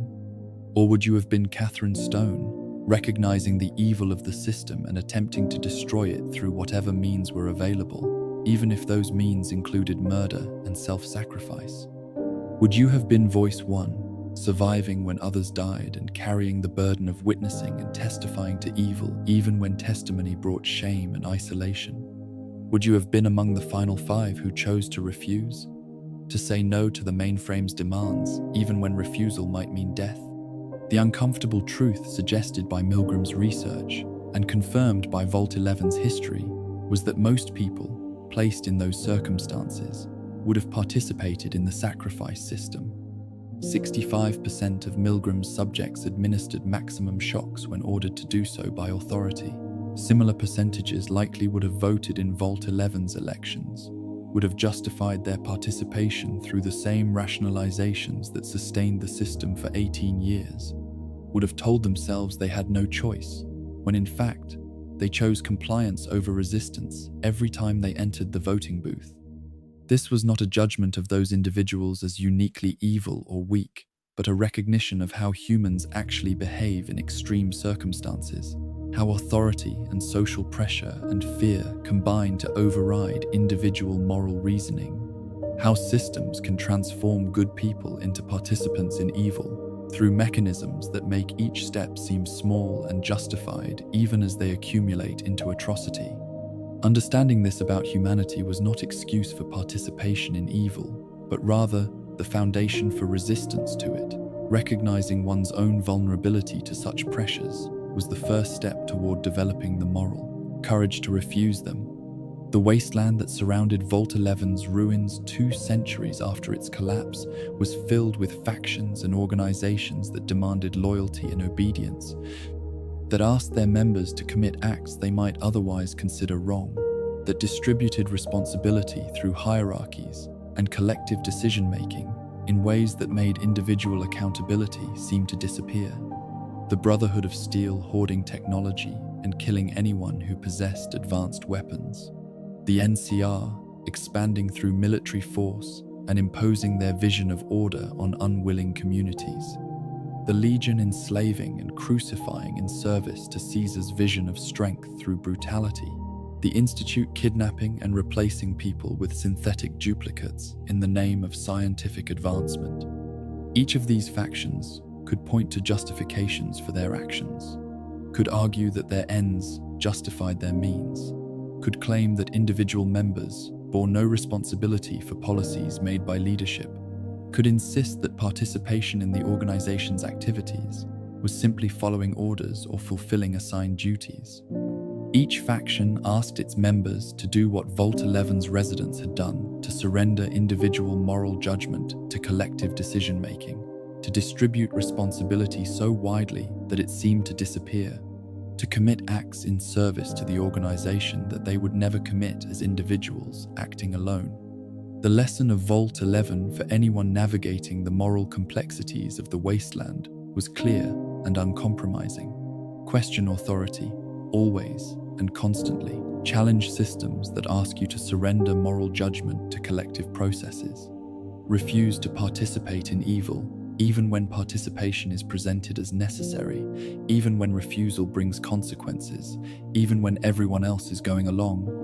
Individual conscience should not be sacrificed to organizational loyalty or collective decision-making when those processes violate fundamental human rights and dignity. But this lesson came with the uncomfortable acknowledgement that most people, most of the time, would fail this test. Most would participate in their faction's atrocities, would vote in their version of Vault 11's elections, would follow orders that their individual conscience recognized as wrong. The courage to refuse, to stand alone against authority and social pressure, to accept the consequences of moral conviction, even when those consequences included death. That courage was rare, was precious, was the exception rather than the rule of human behavior. Voice 1, walking alone into the wasteland carrying knowledge of Vault 11's tragedy, represented both the hope and the burden of moral witness. Hope, because he had refused to let the story die, had insisted that people should know what happened even when that knowledge brought shame and judgment. Burden, because he had to live with the weight of what he had witnessed and participated in, had to carry the guilt of 18 years of voting for murder, had to face the knowledge that courage had come too late to save anyone but himself. The choice remained, as it always had, individual and inescapable. Vault 11's door stood open, metaphorically, if not literally, for everyone who learned its story. The lesson was there to be learned or ignored. The warning was there to be heeded or dismissed. The example was there to inspire resistance or to be rationalized away as unique circumstances that bore no relation to one's own situation. And so ends the tragedy of Vault 11, where democracy devoured its children and authority made murderers of everyone. We walk away from those dead halls carrying knowledge that weighs heavier than any treasure, understanding that separates us from those who sleep easy with their obedience. The lone survivor, Voice 1, nameless and unrecorded, walked into the wasteland carrying the same burden we carry now. What he did with that knowledge, we may never know. Whether he spoke the truth or buried it, whether anyone listened or everyone dismissed it as madness, the story could not die. The vaults keep their secrets poorly and their lessons eternally. Rest now, wanderer, and let Vault 11's ghost story settle into your dreams like radioactive dust through canyon walls. Let Catherine Stone's sacrifice remind you that love can drive terrible choices. Let the final 5 teach you that courage sometimes comes too late. And let Voice One's lonely walk whisper to you always. Sometimes the only way to win is to refuse to play. The vault door stands open, waiting for wanderers who dare to learn what authority can make people do. May we be brave enough to say no before the bodies pile high. Sweet dreams, citizen of the wasteland. The choice is always yours.